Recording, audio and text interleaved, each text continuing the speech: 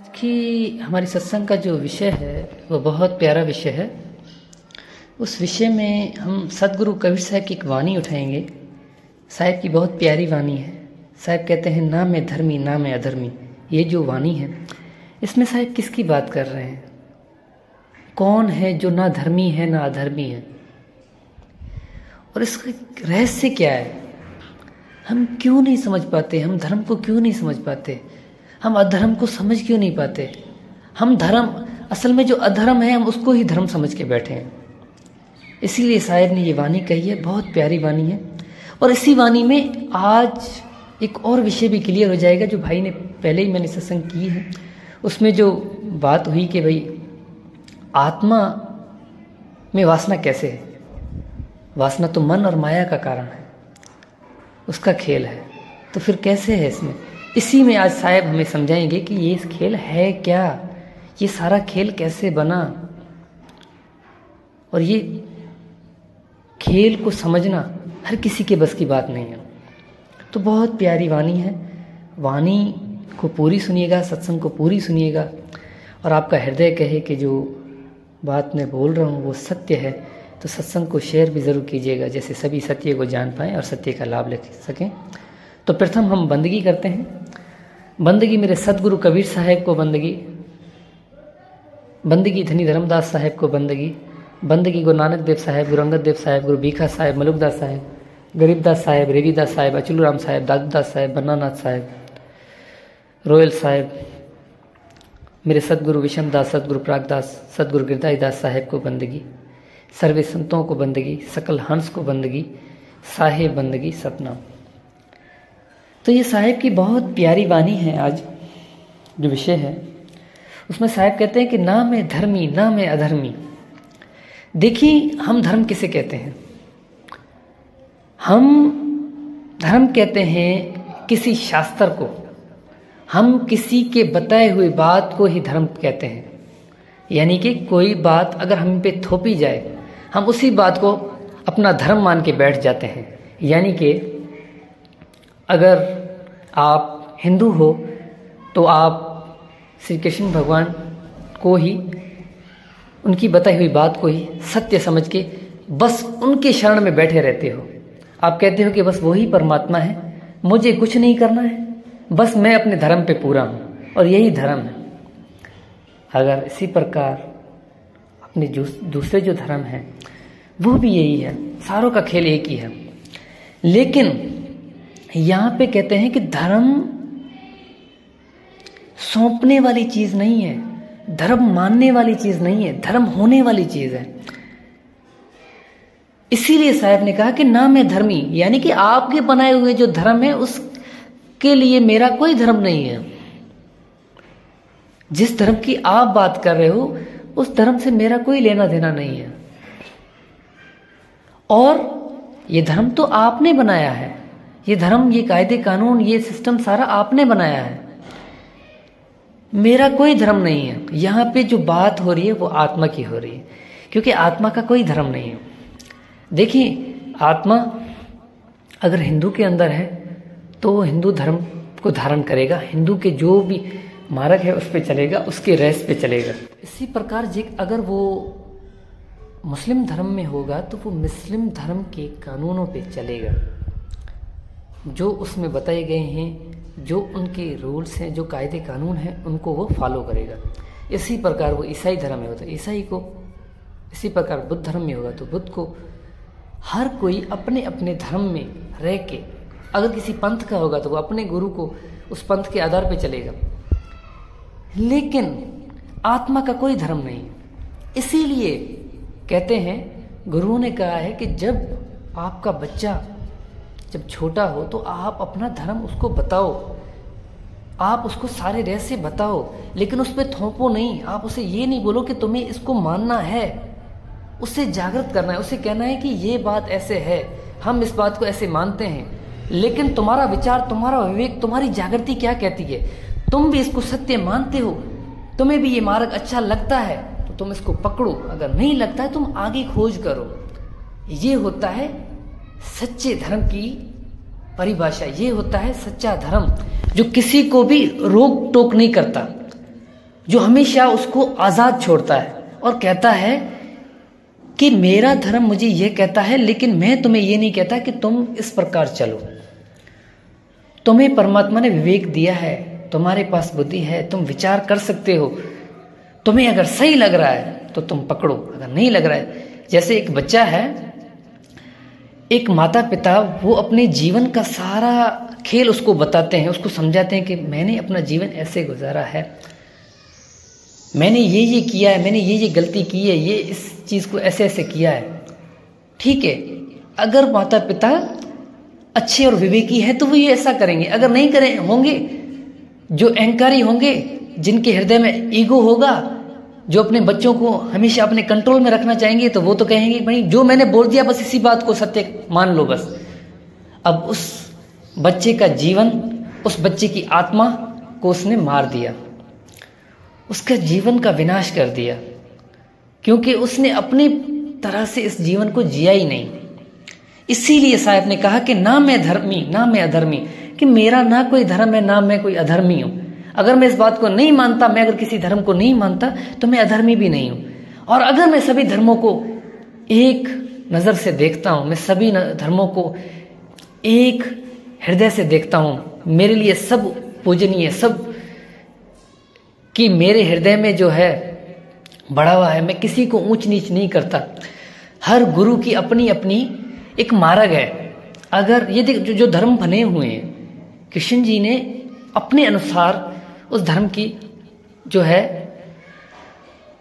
पालना की है, उसने उस अपने आधार से उस धर्म का खेल बनाया है। इसी प्रकार मोहम्मद साहब ने अपने अनुसार ये खेल बनाया कि आपको ऐसे ऐसे करना है। इसी प्रकार बुद्ध धर्म में महात्मा गौतम बुद्ध ने अपने प्रकार से जो उन्होंने अनुभव किया, इसी प्रकार जो जो संत, जो जो धर्म, उन्होंने अपना अनुभव लोगों के सामने रखा, अपना अनुभव अपने शिष्यों के सामने रखा। अब शिष्य उनके अनुभव पे चल रहे हैं, नहीं चल रहे, वो उनके शिष्य के ऊपर है। तो ये बात है। साहब कहते हैं ना मैं धर्मी ना मैं अधर्मी, ना मैं जति ना मैं कामी। अब ना मैं जति यानी मैं इसको रोकने वाला भी नहीं हूं, मैं कुछ ऐसा नहीं है कि मैं कामी हूं, यानी सारे कार्य करने वाला मैं नहीं हूं। काम भी दो प्रकार का है, संसार के काम भी है, एक संभोग भी काम है। आप संसार में भी लेके जा सकते हो और उस संभोग में भी लेके जा सकते हो। लेकिन यहाँ पे कहते हैं कि ना मैं उस काम को रोकने वाला हूं, यानी कि इस काम, ये जो सारा खेल बन रहा है, इस खेल में मेरा हाथ नहीं है, ये खुद ब खुद हो रहा है। और ना मैं कर रहा हूं, ना मैं कामी हूं, और ना मैं, आप ऐसा सोच रहे हो कि मैं कर रहा हूं, तो मैं भी नहीं कर रहा हूं। ना मैं कहता, ना मैं सुनता, और ना मैं कुछ कहता हूं, ना मैं कुछ कहने वाला हूं, ना मैं सुनने वाला हूं। यहाँ पे आत्मा की बात हो रही है। मैं बार बार कह रहा हूं कि यहाँ पे हमारी अपनी आत्मा की बात हो रही है कि ना आत्मा कहती है, ना आत्मा सुनती है, ना आत्मा जती है, ना आत्मा कामी है। अब ऐसा भी नहीं है, आगे साहब कहते हैं, आगे चलेंगे तो आपको सारा खेल समझ में आएगा कि ऐसा भी नहीं है कि ये नहीं करती, खुद तो नहीं करती लेकिन करवाती तो है ना, खुद तो नहीं सुनती है लेकिन किसी को सुनाती तो है ना, इसके कारण किसी को सुनना तो पड़ता है ना। आगे साहब कहते हैं ना मैं सेवक ना मैं स्वामी, कि ना मैं सेवक ना स्वामी हूं, यानी कि ना मैं सेवक हूं और ना मैं स्वामी हूं। अब आप मुझे बताएं कि इस संसार में हम सेवक भी हैं और स्वामी भी है। कोई संसार में गुरु है, वो हमारे लिए स्वामी है, और कोई उसका शिष्य है, वो उसका सेवक है, तो है ना। तो यहां पे साहब किसकी बात कर रहे हैं? यहां पे आत्मा की, कि आत्मा ना किसी की सेवक है और ना किसी की स्वामी है, वो जो है वो है। हमारे यहाँ के हजरत सूफी सचल सरमस्त की एक कलाम है, उनमें वो कहते हैं कि जो ही आया सो ही आया, हिंदू मोमिन नया वो यार, जो ही आया सो ही आया, कि मैं जो हूं वो ही हूं, ना मैं हिंदू हूं, ना मैं मुस्लिम हूं, ना मैं सिख हूं, ना मैं ईसाई हूं, मैं कुछ नहीं हूं, पर मैं जो हूं वो मैं हूं। यहाँ पे वो आत्मा की बात कर रहे हैं कि जो ही आया सो ही आया, मैं जो हूं वो हूं। आगे कहते हैं कि ना मैं बंदा ना मैं मुक्ता, कि ना मैं बंधन में हूं। अगर कोई ये समझ रहा है कि कोई मुझे बंधन में रख के बैठा है, यानी कि ये शरीर में आत्मा, हम समझ रहे हैं कि हमारी आत्मा इस शरीर में बंधी हुई है, तो ऐसा नहीं है। ये हमारी भूल है। और ना मैं मुक्ता, और ऐसा भी नहीं है कि मैं मुक्त हूं, क्योंकि मैं बंधन में हूं। क्यों बंधन में हूं? क्योंकि मैं जागृत नहीं हूं। जागृत ना होने के कारण मैं खुद को बंधन में समझ रही हूं, लेकिन सत्य यह है कि मैं बंधन में नहीं हूं। और ना मैं धर्मी ना मैं अधर्मी का अर्थ भी यही हुआ कि ना मैं धर्मी में अधर्मी में नहीं हूं, मैं धर्मी ही हूं, लेकिन क्या है, मैं उस सत्य को नहीं जानता, इस कारण मैं अधर्मी हूं। जब मैं उस सत्य को जान जाऊंगा, उस सत्य नाम को जान जाऊंगा, तो मैं अधर्मी नहीं बल्कि धर्मी हो जाऊंगा। तो आगे साहब कहते हैं, ना मैं भरत ना मैं रंगी हूं, ना काहू से न्यारा ना काहू के संगी हूं। यानी कि कोई रंग मेरा नहीं है, कोई रंग मेरा नहीं है, सब में समाया हूं मगर मुझे देखता कोई नहीं। यानी कोई भी मेरा रंग नहीं है। ये आप सारे रंग, इस सृष्टि के सारे रंग देख रहे हो, हमें लग रहा है ये सारे रंग हमारे नहीं हैं। और ना मैं रंगी, और सभी रंग मेरे ही हैं, ना मेरे हैं ना मेरे ही हैं। अब दो बातें हो रही हैं, एक तो कह रहे हैं साहिब ना ये मेरे नहीं है, और दूसरे कहें कि मेरे हैं, कि सब में है, मैं ही हूं, लेकिन सबसे न्यारा हूं। ना काहू से न्यारा हूं ना काहू के संगी हूं। अब ना मैं किसी के से न्यारा हूं, मैं सब में हूं, और ना काहू के संगी, और ना मैं किसी के संग हूं सबसे, सबके हृदय में हूं। मैं किसी से न्यारा नहीं हूं, सबके पास हूं, लेकिन मैं किसी के संग भी नहीं हूं। ऐसा नहीं है कि कोई मुझे पकड़ के बैठा हुआ है, मैं किसी के हाथ में नहीं हूं। ना मैं नरक लोक को जाता ना हम स्वर्ग सिधाई हूं। ना मैं किसी नरक में जाता हूं, क्योंकि आत्मा कभी नरक और स्वर्ग में नहीं जाती। ये सिर्फ और सिर्फ कहने की बातें हैं, क्योंकि वो जागृत नहीं है, वो इस सत्य को नहीं जानते। साहब कहते हैं कि अनजाने को स्वर्ग नरक है, हरि जाने को नहीं। कि जो अनजान है, जिसको रहस्य नहीं पता, जो सत्य को नहीं जानता, उसके लिए स्वर्ग और नरक जैसी बातें हैं। और जो सत्य से वाकिफ है, उसे कोई स्वर्ग और नरक नहीं है। सब ही कर्म हमारा किया, हम कर्मन से न्यारा हो। बस ये बात पकड़े। पीछे साहब कह रहे हैं कि मैं कुछ भी नहीं हूं, ना मैं सेवक हूं, ना मैं स्वामी हूं, ना मैं बंदा हूं, ना मैं मुक्ता हूं, ना मैं जति हूं, ना मैं कामी हूं। यानी मैं कोई कर्म करने वाला नहीं हूं। तो फिर आगे साहब ने लास्ट में ये क्यों बोला, सब ही कर्म हमारा किया। यानी सारा खेल अब उस भाई को बता रहा हूं जिसने कहा था कि मन और माया के कारण जो है वासना और इच्छा उठी है, आत्मा के कारण तो नहीं उठी ना।